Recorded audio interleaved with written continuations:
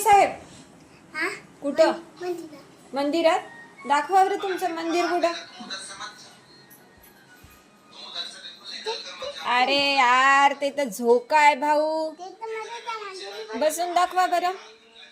इथं मला बसत नाही. हा बसायचं मला असं आहे ना, वरतूनच बसायला टोपी कोणाची आहे ती. माझी खोट ना. कोणाची आहे. का मामाची केव्हा घातली होती मामानं. ते हळदीला. हळदीला का. वाव. तुझं लग्न करायचं का. हा कधी आता लगेच करून टाकायचं.